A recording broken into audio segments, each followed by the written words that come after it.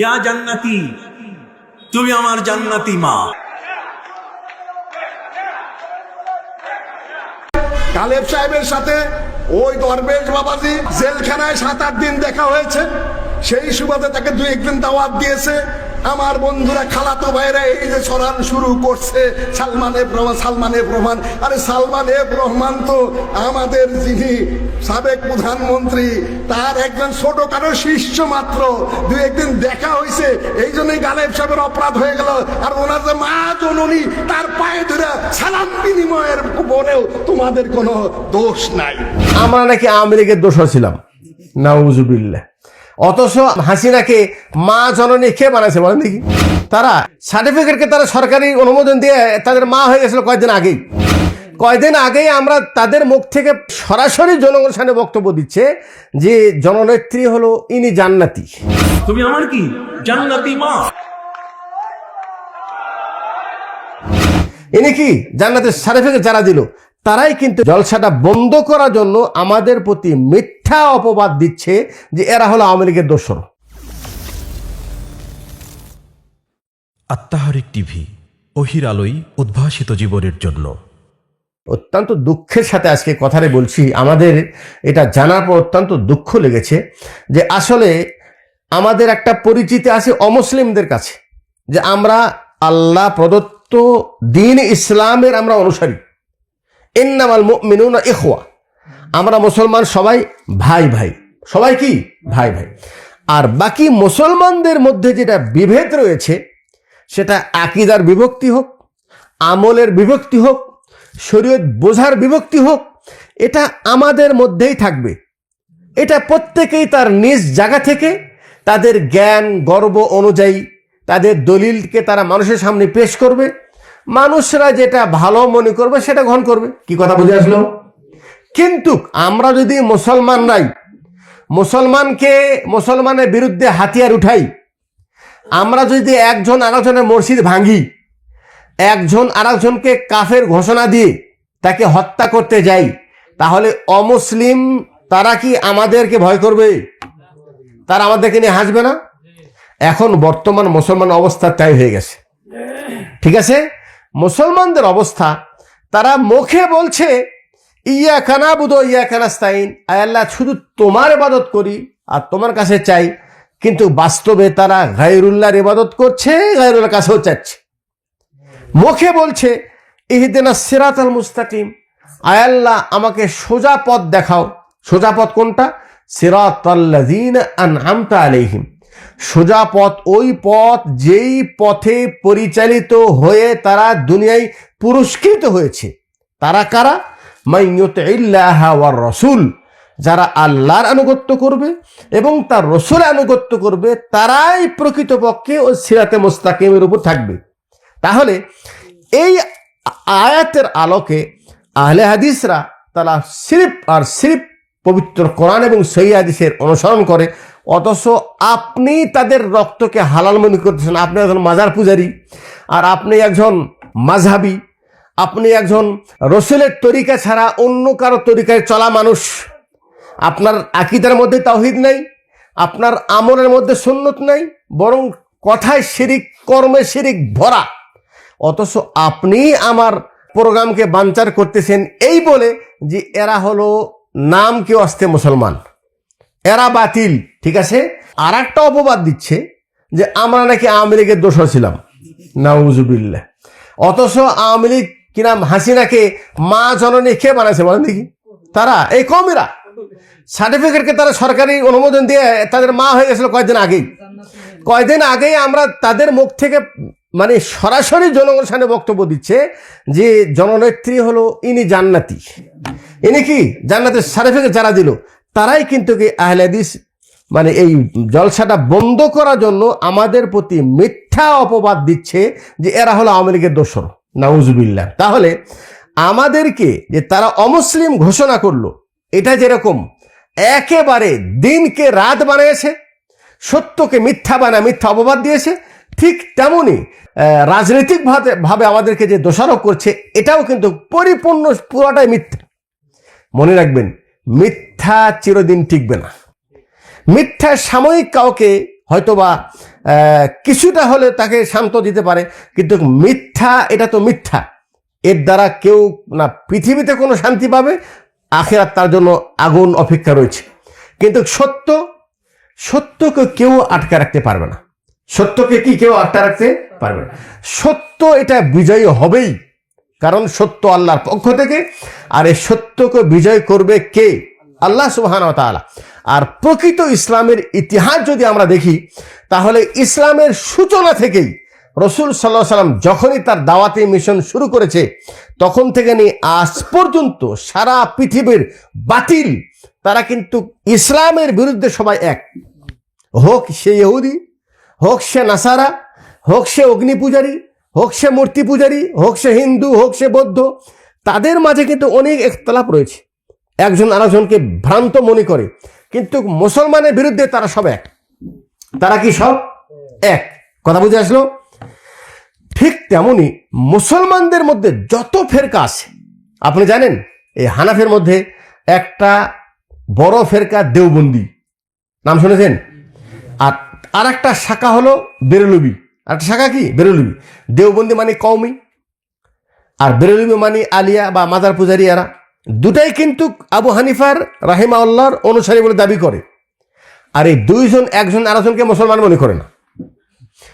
বেরেলবির ইমাম বা তাদের যে নেতা, তার নাম হলো আহমদ রাজা খা বেরেলবি, আর দেওবন্দের যে নেতা তার নাম হলো আশরাফ আলী থানবী। বেরেলবিরা বলে যে আশরাফ আলী মৃত্যুবরণ করেছে বাথরুমের মধ্যে, নাউজুবিল্লাহ। আর দেওবন্দিরা বলে যে আহমদ রেজা খা সে মারা গেছে বাথরুমের মধ্যে। এদের মধ্যে শুধু দণ্ড, মানে এতটুকু দণ্ড না, এরা একজন আরেকজন মসজিদে নামাজ পড়ে না। কোনো বেরেলি মসজিদে যদি তাবলিগি জামাত ঢোকে, তাহলে ওদেরকে মসজিদ থেকে বের করে দিয়ে মসজিদ না ধোয়া পর্যন্ত ওই মসজিদে নামাজ পড়ে না। তাহলে তারা সবাই কিন্তু নিজেকে মুসলিম বলে দাবি করে এবং একই মাযহাবের অনুসারী বলেও দাবি করে। কিন্তু খেয়াল করে দেখেন, সিলেটে যখন আহলে হাদিস একটা মসজিদ, তাকওয়া মসজিদ কুমারপাড়ায় প্রথম যখন এর স্থাপিত হয়, তখন এই মসজিদ ভাঙার জন্য পুরা সিলেটের মুসলমান তারা একত্রিত হয়ে মসজিদ ভাঙতে গিয়েছিল। তখন কিন্তু বেরেলবি, দেওবন্দি, ওই নকশবন্দি যত তরিকাওয়ালা আছে, নিজেদের মধ্যে যতই বিভেদ থাক, কিন্তু আহলে হাদিসকে নস্যাৎ করার জন্য, আহলে হাদিসের বিরুদ্ধে তারা সবাই এক। যেমন মুসলমানের বিরুদ্ধে সব কাফের এক, আহলে হাদিসের বিরুদ্ধে তারা কিন্তু সবাই কি এক।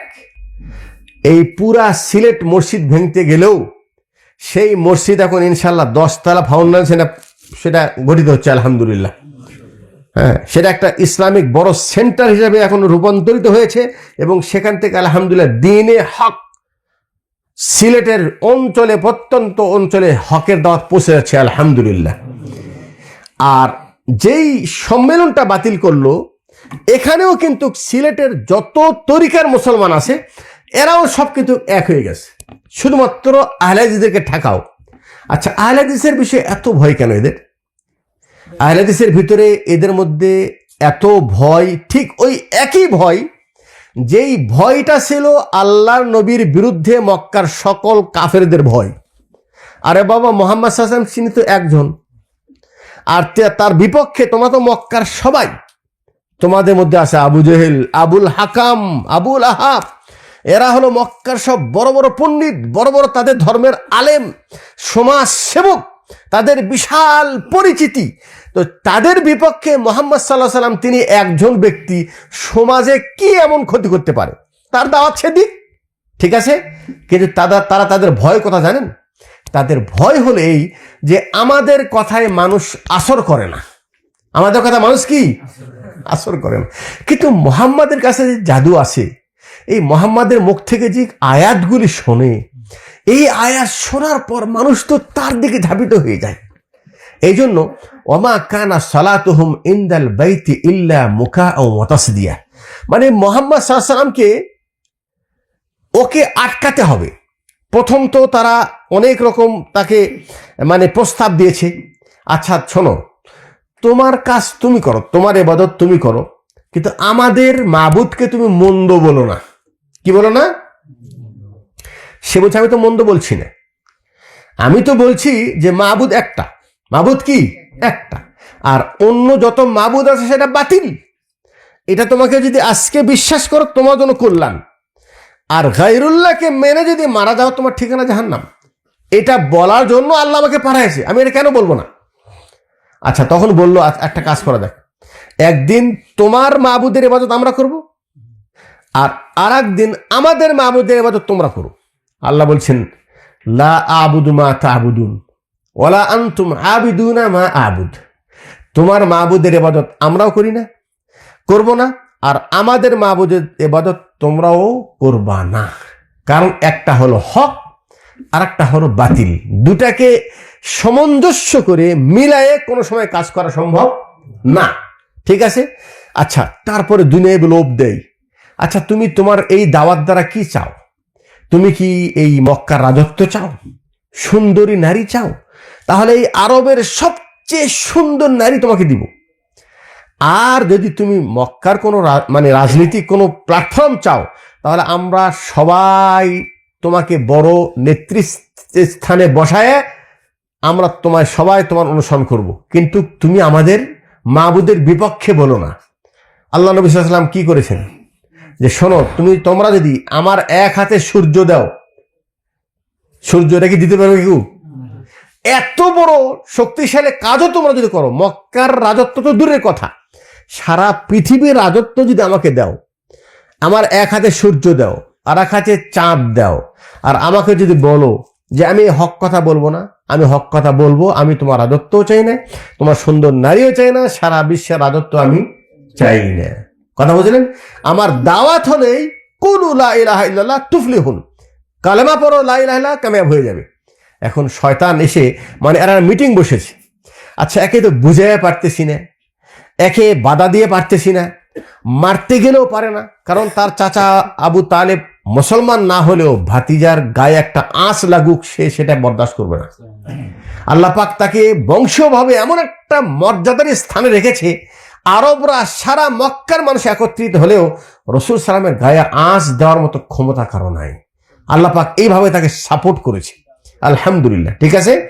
এখন তারা যখন কোনো কৌশলে, তারা কয়েকবার গেছে আবু তালেবের কাছে যে তোমার ভাতিজাকে সামলাও, তোমার ভাতিজাকে এই কর্ম থেকে বিরত রাখো। আবু তালেব সে জানে যে ভাতিজাই কথা বলে, এই কথা তো আল্লাহর পক্ষ থেকে প্রদত্ত কথা, এটাকে বাধা দেওয়ার ক্ষমতা কারো নেই। ঠিক আছে? এই দিকটাও পারলো না। লাস্টে কি মনে করলো জানেন? লাস্টে তারা একটা মিটিং বসলো যে কি করা যায়। প্রথমত চেষ্টা করেছে যে এর কথা যে শোনে সে তার প্রতি মুগ্ধ হয়ে যায়। এমনকি সালাত যখন শুরু করে তখন উনি যে কোরআন তেলাওয়াত পড়ে, কাফেররা সেই কোরআন শোনার জন্য কান পেতে রাখে। কারণ এই কোরআনের যে বাণী, এই কোরআনের যে মধুর্য, এটা তো কোনো সাধারণ মানুষের কথা না, এটা যার অন্তরে যায়, আল্লাহ যার হেদায়েত চায় তাকে যেন টেনে আসে মোহাম্মদের কাছে। সে এসে বলে আমাকে কালমা পড়া, লা ইলাহা ইল্লাল্লাহ কালমা পড়ব। কথা বোঝেন নেই? দেখা যাচ্ছে তারা কোনো পন্থাতেই রসুলকে তার দাওয়াতি মিশন থেকে বাধাগ্রস্ত করার কোনো পন্থা পাচ্ছে না। লাস্টে কি পন্থা নিয়েছে জানেন? তারা মিটিং বসেছে কি করা যায়। তো কেউ বলছে ওকে মক্কা ছেড়ে ওকে একবার মানে হিজরত করে বিদেশে পাঠিয়ে দাও, তারা কোনো ক্ষতি হবে না। আর একজন বলে যে ওকে তুমি যেখানেই পাঠাও ও সেখানে তার অনুসারী হবে, লাভ নেই। মক্কা থেকে মদিনা পাঠাও, ওখানে অনুসারী হয়ে যাবে। হাবশায় পাঠাও, সেখানে তার অনুসারী হয়ে যাবে। কারণ তার কাছে এমন জাদু আছে, জাদু তো নয়, হক। কি আছে? এমন হক আছে যে হকের বাণী যার কানে যাবে সে তার অনুসারী হয়ে যাবে। অতএব তাকে এখান থেকে বিতাড়িত করে অন্য জায়গায় পাঠায় লাভ নেই। শয়তান তখন মানুষের রূপে এসে বলছে উপায় একটাই, সেটা হলে তাকে হত্যা করো, তাকে কি করো? মেরে ফেলে দাও। সে যদি মরে যায় খালাস, এখন তার কথা তো কেউ শুনবেও না, তার মুখ থেকে আয়াতও কেউ শুনবে না, তার অনুসারী কেউ হবে না। তখন বলছে আসলে কথা তো ঠিক, এটাই পথ, এটা ছাড়া কোনো তার থেকে বাঁচার কোনো উপায় নেই। কথা বুঝে আসলো? আমার কথা বুঝে আসলো? এখন কি করতে হবে? বাড়ি ঘেরাও করো। কালকে সকালে যখনই ঘর থেকে বের হবে তাকে হত্যা করবো। তাহলে কি করবো? সারা রাত জেগে বাড়ি পর দিচ্ছে। আর আল্লাহ তাআলা বলছেন জিবরাইলকে পাঠায়, জিবরাইল মোহাম্মদকে বলো বাড়ি ছেড়ে এখন মদিনায় হিজরত করে চলে যাক। আচ্ছা, মদিনায় হিজরত করে যাবে, চারিপাশে যে লোকজন তাকে পাহারা দিয়ে রাখছে। আল্লাহ বলছেন সেই পাহারা দিয়ে থাকলেও তাদের মাঝ থেকে তুমি বের হয়ে চলে যাও, তোমাকে তারা কোনো ক্ষতি করতে পারবে না। চোখ মেলে তাকিয়ে আছে কখন বের হবে, চোখের সামনে দিয়ে বের হয়ে আল্লাহ নবী সাল্লাল্লাহু আলাইহি ওয়াসাল্লাম বাড়ি ছেড়ে হিজরত করে মদিনার উদ্দেশ্যে বের হয়ে গেলেন, তারা সকাল পর্যন্ত তাকায় আছে। তাহলে মিথ্যা মিথ্যা, বাতিল বাতিল, কিন্তু সত্যর বিজয় হবে। সত্যর বিজয় কি হবে? আচ্ছা, এখানে একটা শিক্ষা, সেটা হলেই মুহাম্মদ সাল্লাল্লাহু আলাইহি ওয়াসাল্লাম একজন ব্যক্তি, আর তাকে আটকাতে গিয়ে তাদের এত মাথা ব্যথা কেন? এই জন্য যে মুহাম্মদ সাল্লাল্লাহু আলাইহি ওয়াসাল্লামের কথা যার কানে যায় সে তার মুগ্ধ হয়ে যায়। অতএব তাকে হত্যা না করে উপায় নাই বাঁচার। কথা বুঝে আসলো? এই ইসলামের ওই দিন থেকে যে কৌশল কাফেররা, ওই দিন থেকে যে কৌশল তারা অবলম্বন করেছে, আজ পর্যন্ত ইসলামের বিপক্ষে, সঠিক ইসলামের বিরুদ্ধে বাতিল্লা ওই একই কৌশল অবলম্বন করে। আচ্ছা বলেন দেখি, বাংলাদেশে আহলে হাদিসের সংখ্যা কত হবে শতকরা? 2% হবে না, 10, একেবারে খুবই কম, নগণ্য। ঠিক আছে না? হাজারে একটা এরকম গণনা করেন। আর তার বিপক্ষে কত কওমি মাদ্রাসা, কত পীর, কত খানকা, কত বড় বড় জলসা। আরে বাবা, এক এক বক্তা এখন বর্তমানে জলসায় দেখতেছি আমরা লাখ লাখ মানুষ তাদের বক্তব্য শুনছে, হেলিকপ্টার দিয়ে বক্তব্য দিচ্ছে। কই আমাদের আহলে হাদিসের কোনো বক্তাকে হেলিকপ্টার আসে না? আমাদের জলসা হয় ছোট ছোট জলসা, অল্প মানুষ হয়। তো আমাদেরকে নিয়ে মানুষের এত ব্যথা কেন, এত দুশ্চিন্তা কেন? ওই যেই দুশ্চিন্তা রসুলের যুগে ছিল, ওই একই দুশ্চিন্তা এখনো আছে। এটা আমার কথা, জি না, আমার কথা না। এই যে কয়দিন আগে যিনি গভর্নর ছিলেন, যিনি হাসিনাকে জানাতে পারলেন, তিনি বলছেন যে আহলে হাদিস যে অবস্থা, ওরা যেভাবে মাঠে সরায় যাচ্ছে, আগামী প্রজন্ম অটোমেটিক সব আহলে হাদিস হয়ে যাবে। অথচ আমাদের চেহারাও কিন্তু ওদের মতো অত নুরানি চেহারা না। ওদের টুপি কত দামি টুপি জানেন? আপনি কি দেখছেন ওদের টুপি? জানেন টুপি কত রং বারঙের টুপি হয়? আর গলায় তসবি, যে কত দামি দামি তসবি থাকে, লাঠি, আল্লাহুল মুস্তান। আর ওদের বসার যে চেয়ার, আমার চেয়ার কয় টাকা দাম, কি আলিশান শাহানশার মতো চেয়ারে বসে তারা বক্তব্য দেয়। এই নুরানি চেহারা, এত বড় বড় প্রতিষ্ঠান, এত বড় বড় মুরিদ, এত সংখ্যায় মুরিদ, এত মানুষের সংখ্যা, তারপরে দু একটা মসজিদ, কোথাও যদি টিন শেডের একটা মসজিদ বানাইছে মাত্র প্রবাসী কোনো ব্যক্তি, প্রবাসী মানুষ যে সত্য দিন বুঝেছে, জেনেছে, সে চাচ্ছে আমি আমার পরিবার নিয়ে আমি সঠিক দিনের উপর আমল করতে চাই, আলাদা একটা টিন শেড মসজিদ বানায় তার কিছু দিনী ভাইয়েরা তারা রসুলের সুন্নত তরিকায় তারা নামাজ পড়ার একটা মসজিদ বানাইছে। এখন এই মসজিদ, ওই এলাকার সব মসজিদ তো তাদের, যত নামি দামি বড় মসজিদ সবই তো তাদের।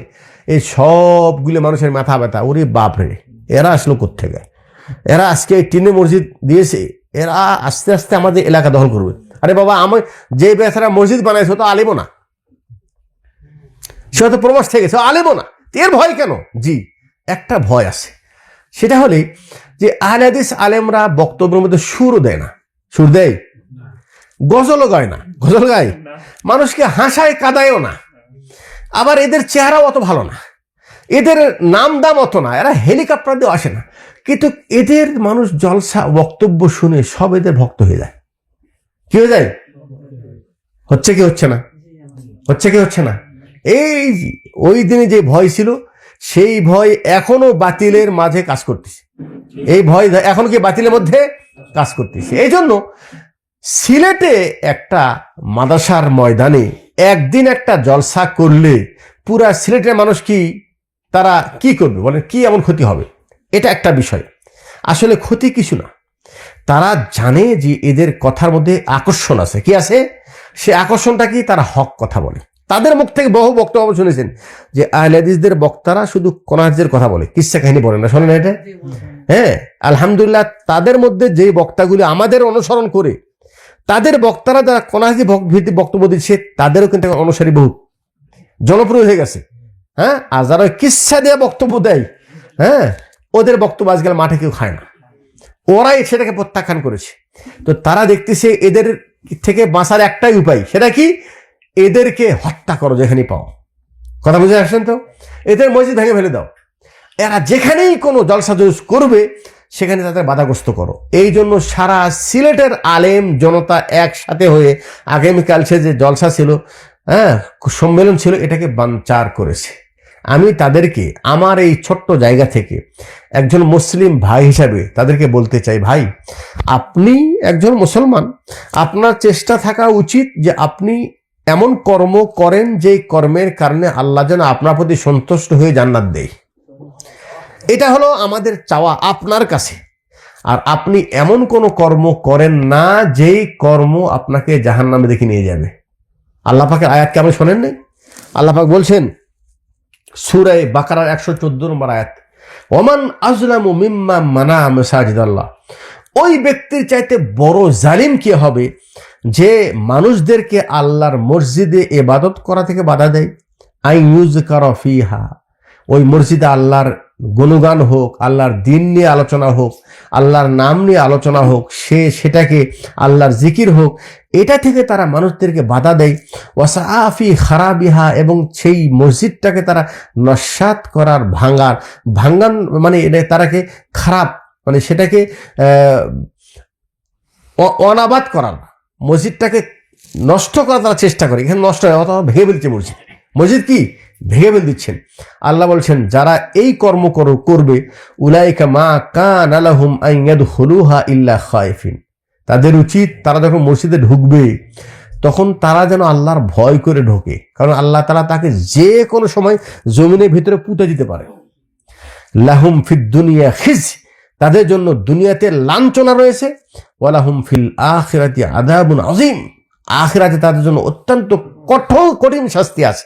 তাহলে আহলে হাদিসরা সেই জলসায় যে কল আল্লাহ কল রসুল বলতো, আপনার উচিত ছিল আপনি ওই স্টেজে বসবেন, ওই স্টেজে বসে বলবেন আহলে হাদিসের বক্তব্য যদি কোনো একটা কথা কোরআন হাদিসের বিপক্ষে চলে যায়, আপনি সেখানে বলেন যে আপনার এই কথা কোরআন হাদিসে নাই, আপনি এটা প্রমাণ দেন।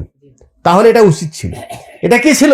উচিত ছিল। আপনার তো সংখ্যায় কম না, আপনার তো এলিমের দৌড় আপনার কম না, তা আপনি ভয় কেন? আপনি কেন লাঠিনা রাস্তায় বের হয়েছেন এবং আপনি একটা মুসলমানের রক্তকে কিভাবে আপনি হালাল মনে করে বলছেন যেখানে আহলেদেরকে পাও সেখানে হত্যা করো?